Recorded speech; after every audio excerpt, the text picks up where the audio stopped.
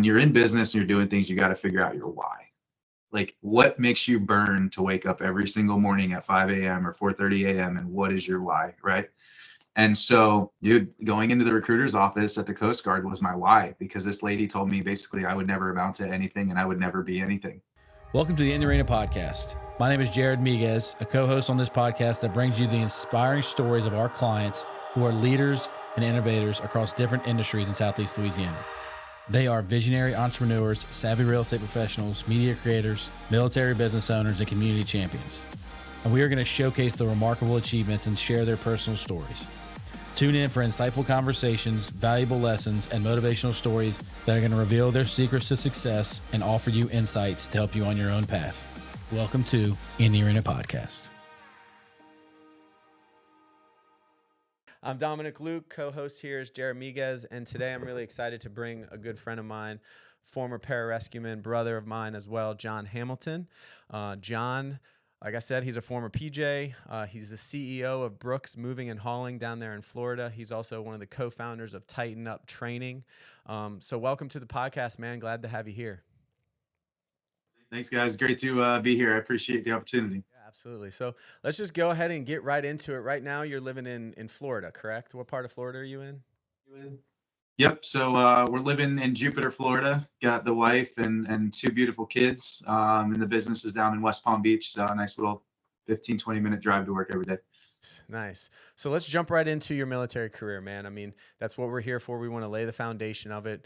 As I mentioned, you were Air Force. You and I went through the pipeline together. You were a couple classes ahead of me, so I got to kind of look up to you as a younger student coming through the pipeline, like this big badass dude, John Hamilton, right? So tell us about, what made you want to join the Air Force? Why did you want to become a PJ? What part of your career was the most impactful for you?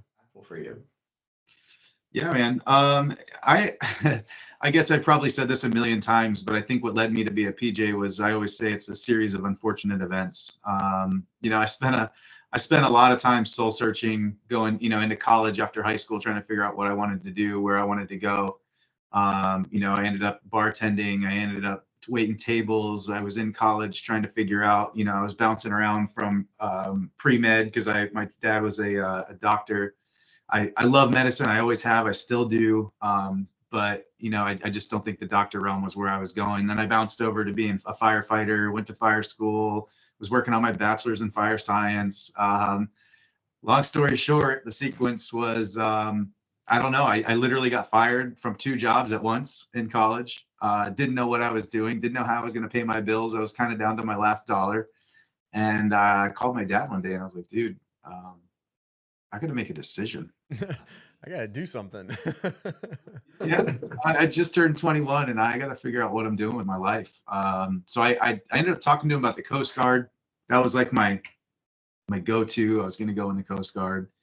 And little did I know that, they had at the time, I think when you and I both signed up, there was all these crazy requirements, you couldn't have a waiver for this and that. And I had college debt, so I had a financial waiver. And then basically the recruiter told me that they wouldn't take me to the Coast Guard. It was really disheartening, and I'll never forget that, because I actually was just at a conference the other day, and it was Andy Elliott that was speaking. He's actually one of our partners in the training program, but he's like, when you're in business and you're doing things, you got to figure out your why. Like, what makes you burn to wake up every single morning at 5 a.m. or 4:30 a.m. and what is your why, right? And so, dude, going into the recruiter's office at the Coast Guard was my why, because this lady told me basically I would never amount to anything and I would never be anything after she saw like my record, right? I had one arrest at like 15 years old or something like that, something stupid, and she took this as I was a horrible person. And as I trained and as I developed, that was what I thought about every single day. This lady sitting there tell me, you're never going to make it, right? So it's funny because as I was training, I just remember thinking to myself, I can't wait till I make it one day and I can go in and I just slap my bra on her desk and just give her the finger, like a big old Yeah. So it was really my why. But I did a lot of soul searching. I went, I bounced around, looked at the Navy, I looked at the Army, I looked at all these things, and basically my dad was my voice of reasoning. He was Air Force in Vietnam. he got out, spent some time in the Army. And he's like, dude, don't go in the Army. Don't do it. So thankfully, I walked into the Air Force recruiting office, kind of like my last ditch effort, knew nothing about pararescue. All I knew was I wanted to do something with helicopters and medicine. Saw this big picture on the wall, this guy all blacked out standing on the beach. And I was like, that's what I'm doing. Nice. Dude, isn't it funny how like there's certain personalities, like when somebody tells you that you can't do something or you're not going to be able to do something, and how much that's a trigger for some people.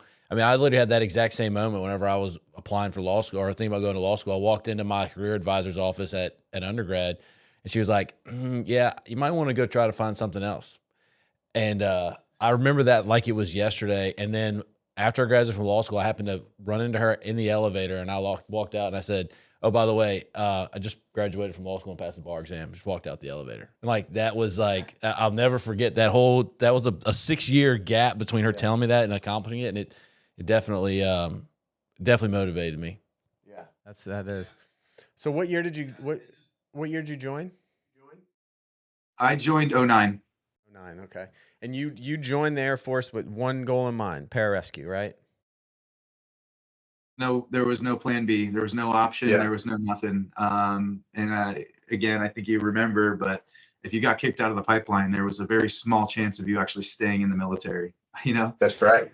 So they'd boot you immediately, and you'd end up sitting around for 6 months, and you go back to civilian life, and hey, thank you for your 6 months of service. See you later. That's right. So every day I woke up, I just had that burning image and burning sense in my mind of what this lady told me and what she said, and I was like, nah. Sure. So you start your military career, you go through you go through basic training, you head over to Medina, you start going through INDOC, you work your way through the pipeline. I guess share a little bit about that, about your pipeline and about your, transition into becoming a PJ, and then from PJ going to the 23rd and then eventually to the 2-4, and all of these really interesting things that your career presented to yourself. What were some things that you learned through the pipeline to kind of help you get to that point? Man, we could talk for days on this stuff. We could, so let's keep it limited because I'm with you.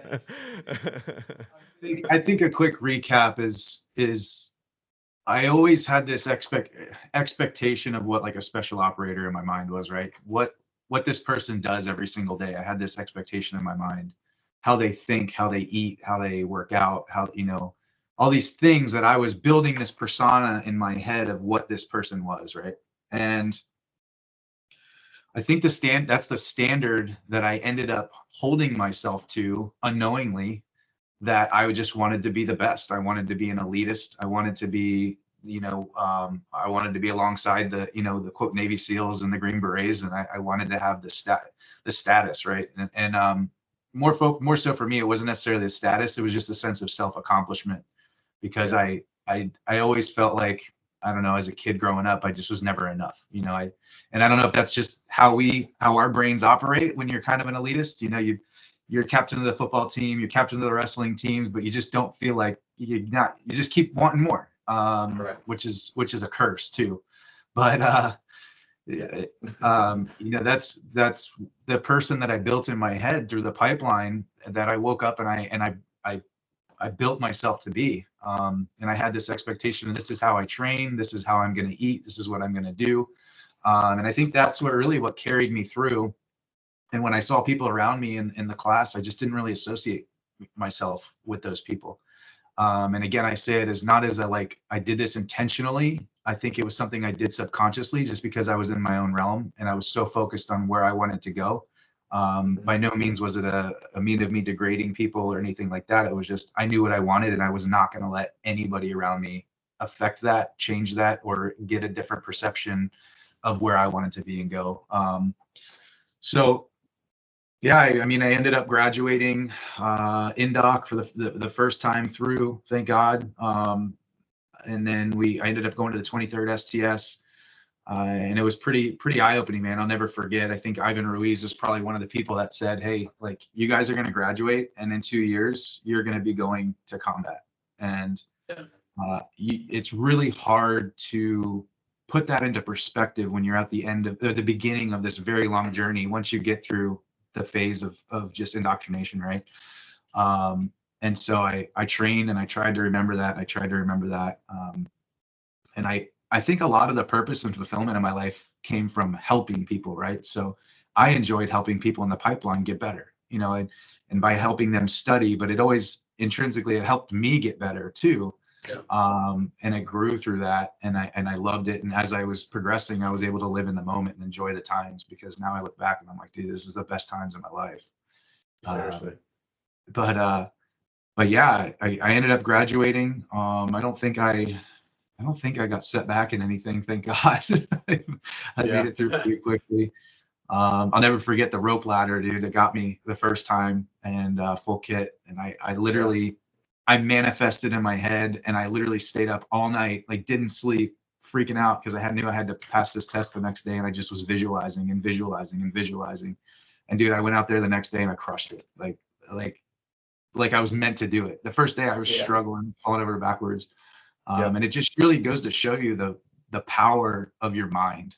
And I never realized that until I was given the opportunity to put myself in the shoes of wanting to be a special operator, man. So it holds a very, very unique place in my heart to who I am today. We talk about it a lot. People really don't know how hard they can push themselves and how far they can go until they actually go through something like you experienced, where you manifest, you work, you think about it, you work hard, and you put yourself in the position to accomplish it, and then you realize, okay, well, that was beyond where I ever thought I would be. Now I get to make now what's the next challenge? What's the next step? How much of that has carried forward in your life, not only in businesses in general? Once you started accomplishing those things, you got momentum going. Did that carried you through your military career, I'm assuming, and this kind of moved you forward in business?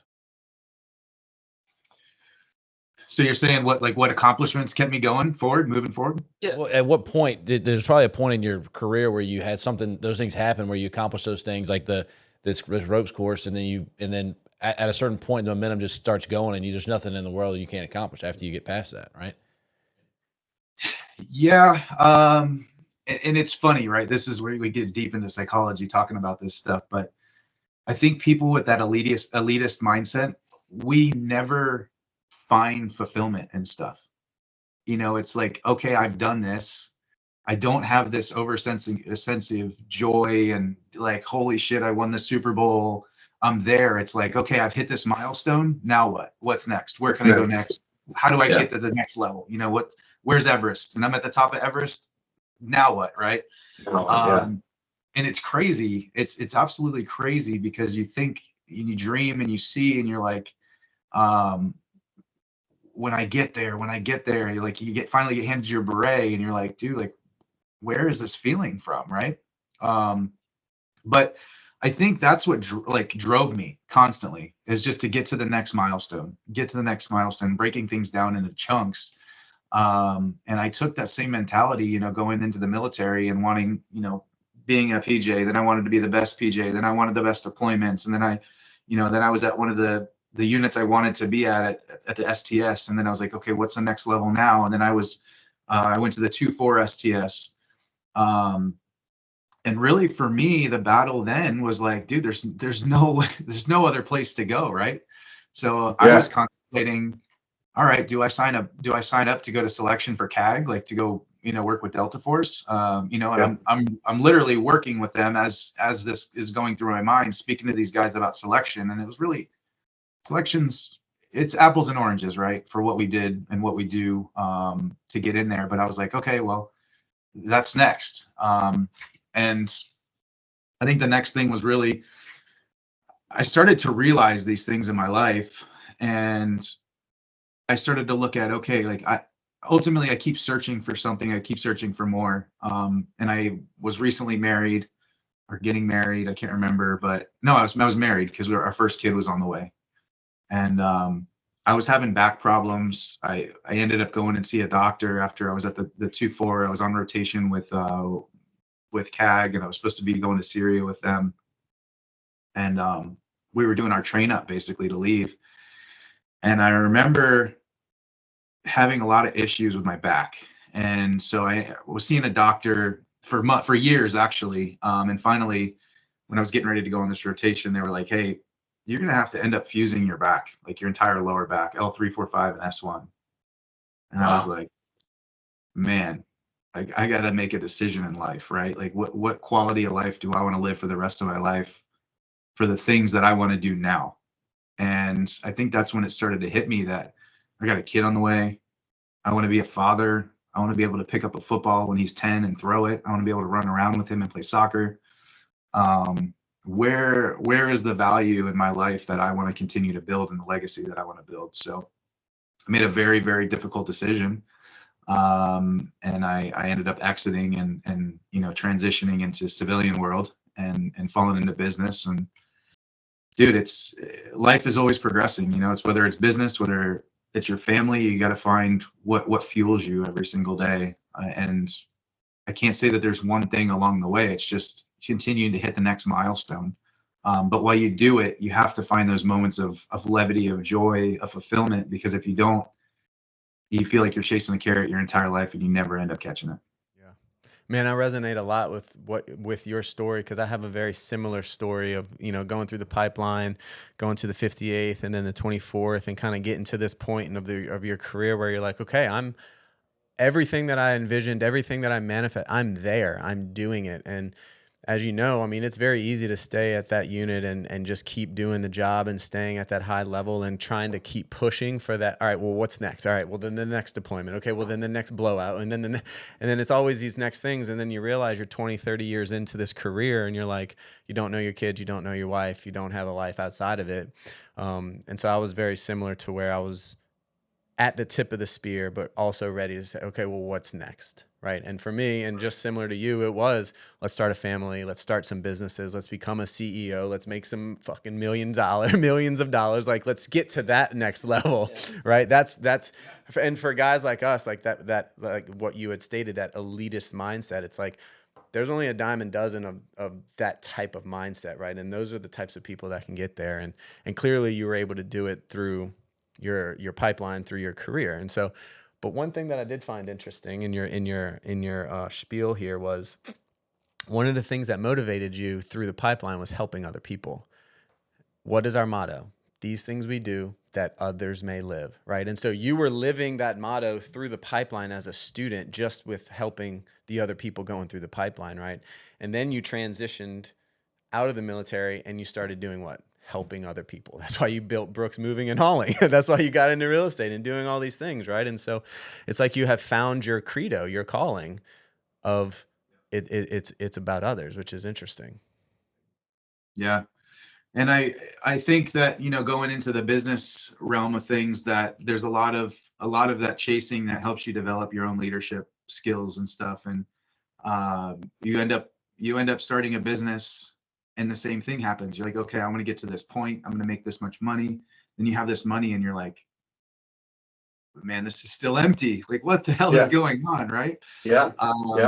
So, but yeah, and now, it just continues to progress with me. And now again, like, we just put on the Moving Titan retreat in Tampa. I'm a part of that team. Started the Tighten Up training to better the industry, to help grow other moving companies. Now I've been on a bunch of podcasts with other people to, help them spread the word and how to help other people grow their companies. And ultimately now it's like, I mean, this industry is brutal. It's rugged. It's tough. Like blood, sweat, and tears every single day.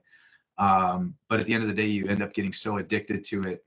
And I just want to make the industry better. So at some point, I might look at doing an exit on the actual company itself, the operations side of things. But, the Tighten Up training, now I'm helping people, I'm coaching people, I'm doing things that I enjoy and I love. And it's no longer about the money. It's about building your name and having a good reputation. And that's the only thing you have in life. Well, and it's interesting too, because earlier you said you like medicine. You are now the medicine of the industry, right? You're the one that's helping other people become better. So you can look at yourself as the medicine for your said industry or for your program that you're creating, which is kind of cool, And just as a side piece too, because you and I have a relationship, but you were a couple classes ahead of me, and so when you were talking about helping students along the way, I can remember as a younger student in the pipeline, the instructor's always talking about John Hamilton, dude, he crushed this, and the John Hamilton, this, that, right? And it was always John Hamilton. The name was always coming up because it was just, you were a stud. You were going through the pipeline and you were just crushing things. And so whenever I was having a rough day or whatever, I was like, fuck, John Hamilton can do this. I can fucking do this. And there's this one story. I want to share this one story because it's a good one. Is I think you were on clinical rotations in Philly, I believe, or somewhere, wherever you did your rotations at. And we were at the schoolhouse, and the instructors come in and they're like, dude, did y'all hear what John Hamilton did in Philly today on his rotations? And we're like, no, what? He's like, he pushed a doctor out of the way, intubated a child in front of the resident, and like took over the emergency room and like managed the whole scene. And the instructors were all coming in there like, this dude's a stud. And I was like, I want to be that guy. Do you remember that story? Yeah, I do remember that story. That's great. That's funny. But anyway, you were a motivation, not just for your own teammates on your own team, right? That you were going through the pipeline. You're a motivation for younger students as well. I mean, you and I are somewhat similar in age. We both went to college. We both joined after, so we were a little bit more mature in the pipeline, and an alpha sees another alpha and recognizes like, okay, I can get behind that guy. Does that make sense? So I appreciated you being in the pipeline and being that guiding force, because it was like, all right, well, that dude can fucking do it and I can keep up with him. So I'm going to keep going, because if he can do it, I can do it, kind of thing. That's it, dude. That's it. And it's crazy because when I got out of the military, I had this expectation because I was always so used to being surrounded by people of like mind, right? And I had this expectation of people, and I got smacked in the face so hard by coming in and be like, I'm going to start a business. I'm going to do this. I'm going to set these things. We're going to have meetings and all this stuff. And like, I'm like, holy shit, I'm an adult babysitter. Yes, that is the definition of a CEO. You didn't know that? Holy cow, man. But that was one of the hardest transitions for me, is really starting to think of where people are in life and trying to see things from that lens, right? Because in the military, you never need anything, everything's kind of paid for and you're living life, doing your things. You're not rich by any means, but you don't think about your bills. You don't think about issues unless you're an idiot. You're overspending and you got 9 kids with 4 different wives, but it's I hope nobody's offended that's listening to that, but they understand the point, right? Yeah. But it was just very eye-opening to see of how needy people are in the aspect of life, and not jumping from job to job, holding no responsibility, showing up to work just to do a job to collect a paycheck with no end game and no end goal in life. So it was a very hard thing, and I still struggle with it, and it's just you have to get people to buy in. You have to feed them the vision. You have to feed them the light at the end of the tunnel, while making money, and then helping them grow as a person, grow as a father, grow as a mother, whatever it is. And that's something I'm still chasing. This industry is difficult. There's a lot of turnover, and building that team is difficult. That's a really great transition point for our conversation to move into kind of the latter piece of you've now separated from the military. You transitioned into business. I know that I think initially when you got out, you got into real estate investing and that sort of thing. And so let's dive into that part of your life now and your career as, the CEO of Brooks Moving and Hauling, co-founder of Tighten Up Training, real estate investor, real estate developer, all of these things, right? So how did you make that transition? I mean, I know what you're talking about when it comes from being a team leader in the military and being a team leader in the civilian world, 2 totally different things. Not even on the same playing field, right? And so having to manage that, figure that, learn how to maneuver around that is a challenge in itself. But how have you been able to do that, build 2 successful brands and continuing to scale and be successful in what it is you're doing now? Man, so the transition portion for me was, I think it started in the military. I was bouncing around house to house. I wanted passive income. I wanted to set myself up to be able to get out of the military and really be free. And so that's where the real estate world really came into me. And from there, I started doing fix and flips. Then from there, I got the opportunity to do my first apartment syndication. We did a very good job. The team was very successful. Then we did more. And then next thing I know, it's like, holy cow, I'm unintentionally working towards something I enjoy, but all this opportunity is coming to me now because people actually believe in what they're seeing that I'm doing. And so I was doing very well. My wife was absolutely crushing it on the residential side. I mean, she was closing like 10, 12 transactions a month when we were in North Carolina. What year was this? This was like 2018, 19, 20. Yeah, well, that was a good couple of years. So when where did you get your education from? So, I mean, you're in the military and you already realized that there's this opportunity for real estate investing. How did you get educated on that while you were also doing all the things y'all are talking about? Spending so much time training and doing all the deployments. Where did you have time to learn? Well, I think it goes back to that obsessive mindset, right? We get so obsessed with something that's all we see. And I remember I would come home from work and I'd listen to the Bigger Pockets podcast, I would get on there. Yeah. And dude, I just grew with them. And at the time, I don't think you had to pay to be on there. It was a great platform. The resources was phenomenal. And I would literally spend hours a night, like figuring out things. How do I do this? All right, I don't have the money. How are people, how are they getting their money? What are they doing? So I got really good at creative financing. I was looking for other people's money. I was looking for lines of credit, unsecured lines of credit, any bank opportunity that I could get that I could walk away from that they would sign a check to me. I was looking for. Yeah. And that's what I was able to do in that space. Was just I became obsessive about making it happen and making it work. And I remember one day I was like so stuck. I was like, man, I need to do something. And how do I get past this like analysis paralysis phase? And I pulled out my notebook. I sat down at our dining room table and I said, okay, what do you need? What do you want to do? And then I started breaking it down. Okay, if I need this, where are the resources? Who do I know? What are my contacts? All right, coming from financial to construction to sourcing deals to money, I just started writing all this stuff out. And I'm like, okay, how do I break this down into mini chunks? What are we going to execute first? All right, I'm going to find the money. Okay, I'm going to find the deals.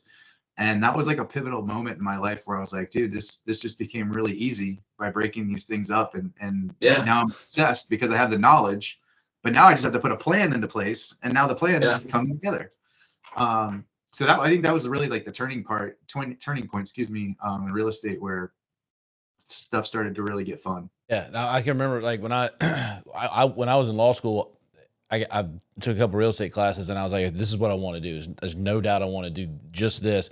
And I didn't really know what direction I wanted to go. But I did something similar. I got this shows how much I nerded out to this stuff. I had the real estate treatise for Louisiana sitting next to my bed. And at night I would read, just open it up and just start reading pages out of it. Just to like, and some of that stuff I would never use or never apply, but it was like, I just wanted to get some knowledge and figure out which path I wanted to go down. But so your first deal, tell me about your first deal. Was a fix and flip. Yeah. So if you were doing a fix and flip again while you're in the military, did you have a partner on that deal?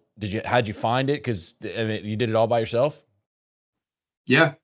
So, through the Bigger Pockets maybe the podcast or the site, I found like a community in North Carolina, and it was what was her name? Shelby Osborne.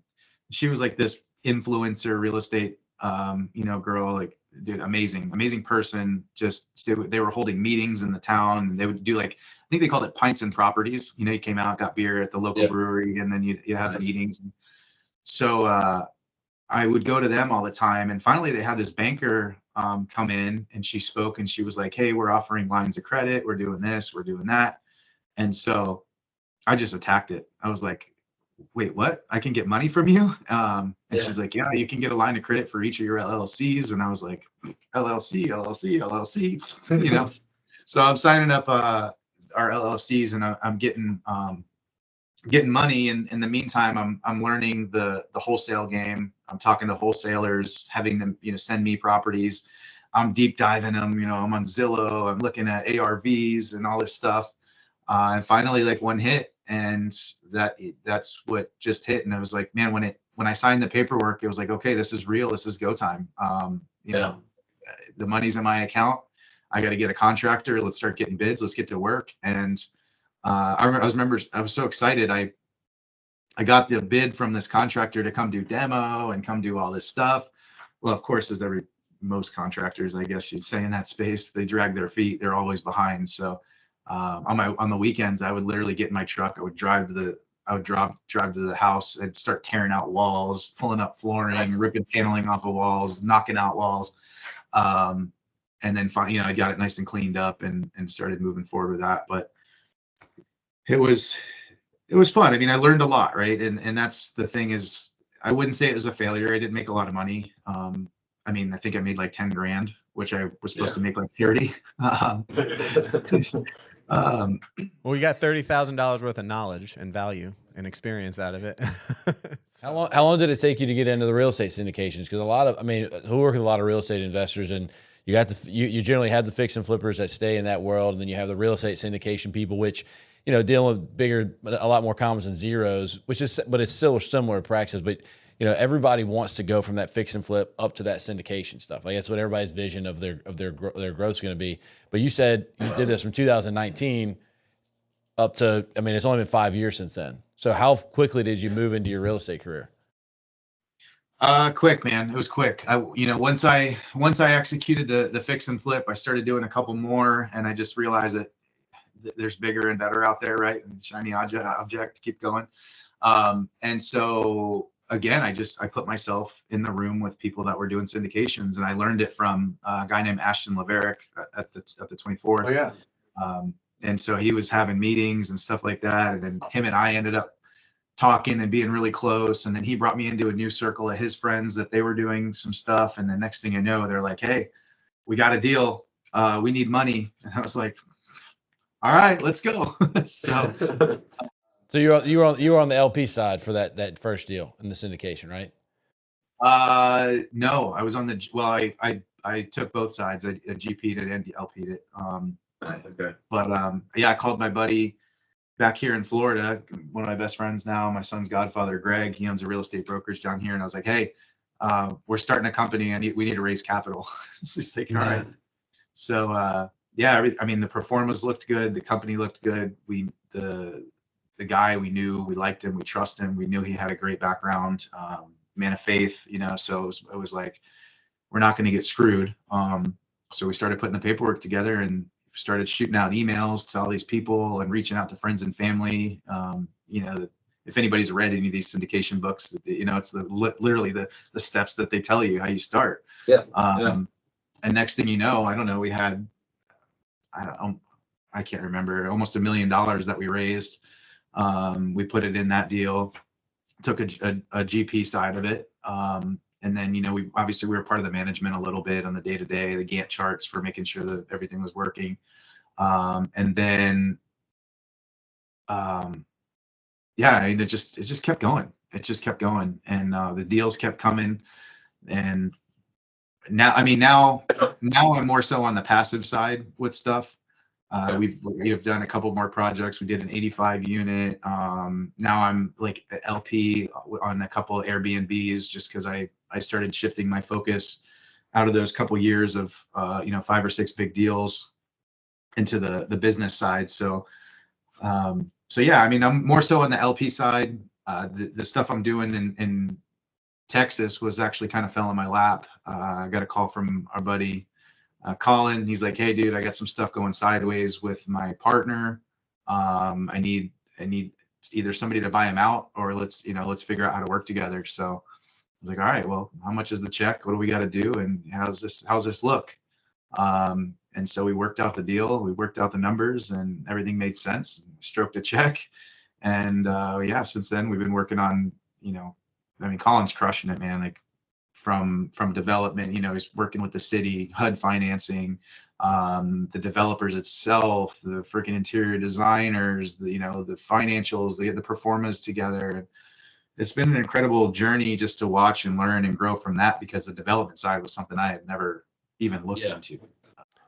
Isn't it nice though to get to a point, because like there's a point in your PJ career where you're no longer the apprentice, right? You're the journeyman. You understand the career. You know what you need to do to set yourself up for success for any type of mission, right? You still have your team leader guidance, but when you're, getting into your career, you know what is expected of you, and you're kind of in that flow of being a PJ.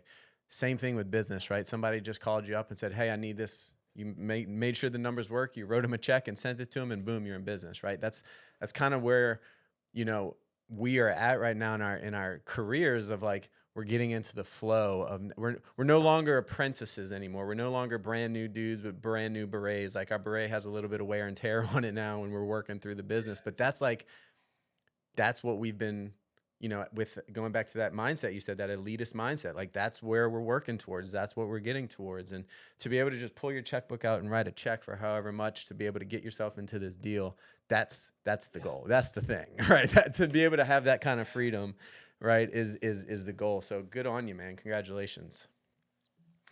So go ahead.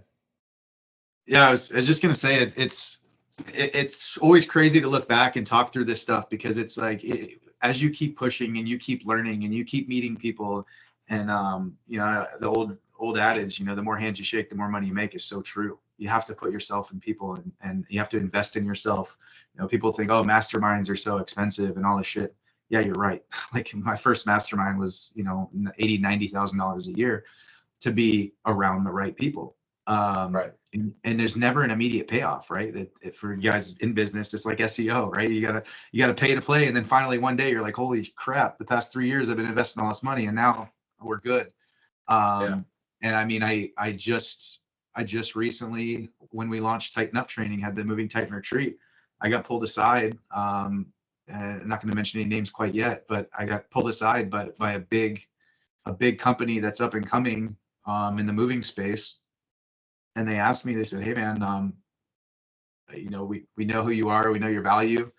We want you to be in an executive level, we want to executive level partnership with you to work with us. And so it's crazy, because just one thing leads to another consistently, it's every day we just grow, and it's amazing. That's awesome, man. Well, I want to hear a little bit about the moving company before we move on to that. So tell us about Brooks Moving Hauling. How did you get involved in the moving business? So I actually had sorry, my phone's blowing up here. Let me turn this thing off. We had a really bad moving experience. And through that bad moving experience, I basically looked at my wife and I was like, if this guy is out here operating the way he is, it's going to be easy to be successful in this industry. And I thought it would be a good vertical to add to the real estate, right? I got all these clients, Yeah, sure. I need this stuff, apartments. Okay. So we ended up, making the decision. I was getting out, and I decided I was going to move back to South Florida. And when I made that decision, I called Greg, my buddy that was the partner on the syndication deal. And I was like, hey dude, I'm obviously moving back to Florida. I'm gonna hang my license with you, but I want to start a moving company. And he's like, all right, well, let me get you hooked up with one of my buddies. He's a broker, a business broker. I'm like, what the fuck is a business broker? I don't know. Like, all right, cool. He's like, it's like a real estate agent, but for business. I was like, okay, cool.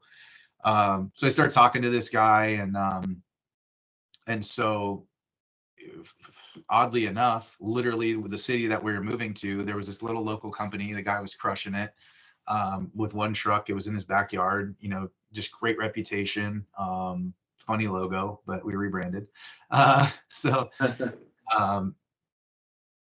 Yeah, I mean, that bad experience just led one thing to the next, and next thing I know, I got sucked into the black hole of the moving world, and here I am. So how do you hold? So I mean, I imagine. So when I'm recruiting attorneys, it's I have my own set of headache whenever I have to deal with people who have been in school for a long time. But how do you operate a business and hold the standard when you said there's a lot of turnover in that world? Like, do y'all run an operating system to track things and manage your people, or how do you vet people? Give me some insight on how you run the company and how you keep it steady whenever the industry tends to have a lot of attrition. So it's very difficult, and there was a lot of trial and error coming in here. And I had this vision of people and bringing them in and training them, and retention was going to be great and all this grandiose things. But you really start learning people, and you learn why are they here? What are they doing? And how do we build on that?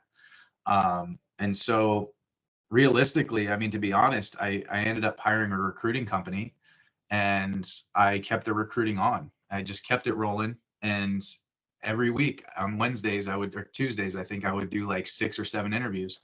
And that really just gave me the ability to leverage the ability to hire people for the junk that I had in my company. And, I may interview 6 people. None of them may not make the cut this week, but if I interview a rock star the following week, I bring them on. And the first opportunity that I had that people were really, doing the wrong things, not making the right decisions, that I wasn't able to help fix their mindset, be a leader with. I always say there's 2 things in business: either got a people problem or a process problem. If people are following your processes and you're not getting your outcome, you got a people problem, right? Or excuse me, a process problem.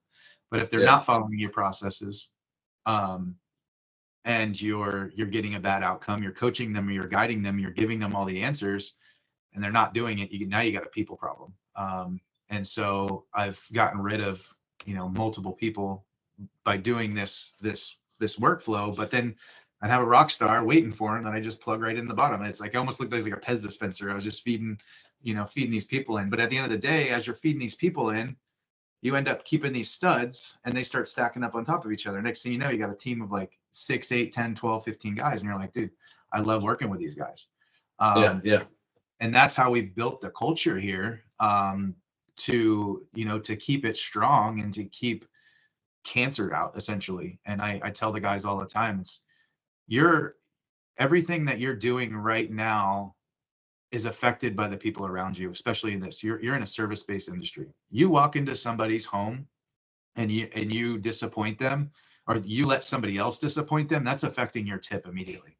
Like when that customer is waiting on their move the next day, they're going to the ATM the night before, they're pulling out money, they're putting tip money in their pocket, and they already know these guys are going to get $100 a piece, whatever it is.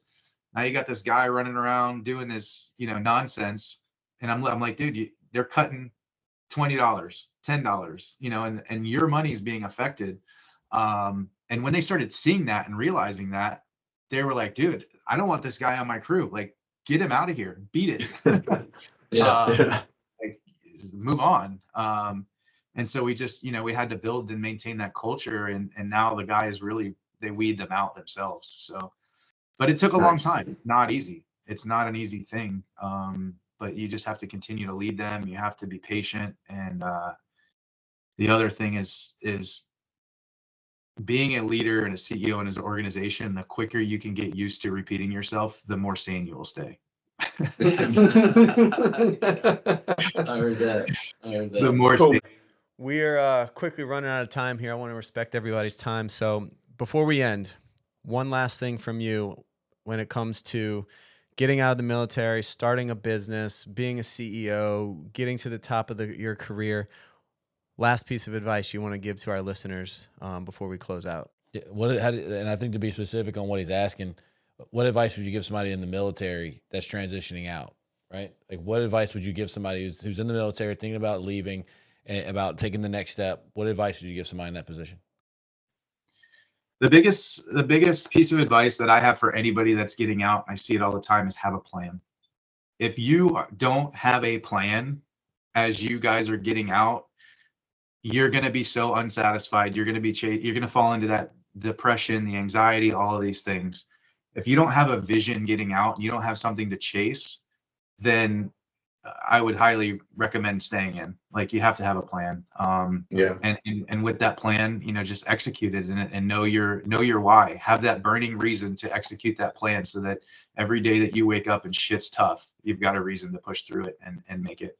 Amen. I can resonate with that. I mean, it was transitioning out back from military back into civilian life was hard, man. It's hard because you're living a life that is so different than the civilian world. And figuring out, for me, what I had to figure out is exactly what you just talked about, your why. And for me, I had to figure out, how can I continue to live somewhat by the pararescue motto, right? These things we do that others may live. How can I just take my value, knowledge, and experience into the civilian sector to follow that credo? So have a why, man. That's a good way to end it. So before we end, let's talk about our sponsors. First, tighten up training. Brooks Moving and Hauling down in Florida. If you need anything down in Jupiter, Florida, or West Palm Beach, John Hamilton is your man. Yeah, so to give shout out to Arena Title Company, Arena Collective. We do a lot of real estate transactions. That's why as soon as you started talking real estate, my ears perked up. We had business consulting as well, and then estate planning, succession work, and then Lettuce Media. They're going to produce this podcast and make everybody look nice and pretty on camera today. Yeah, and then Love More Yoga Studio down here in downtown Covington. That's my wife and I's studio. If you're looking to try to move your body better, connect with yourself deeper, that can happen there. And then Grit, Guardian Rescue Innovative Training, my executive coaching practice that I have, where I help CEOs just like you. I come into your organization, help you identify what the obstacles may be, and then we formulate a course of action to move past those obstacles. So, Pro Dreams, did you say Pro Dreams? Yeah, Pro Dreams. Trey and them gave us some artwork for the studio, American Flag by Becky Foss. We appreciate those guys too. Man, it was really cool talking to you, bud. Likewise, guys. Stay connected. I'll talk to you soon.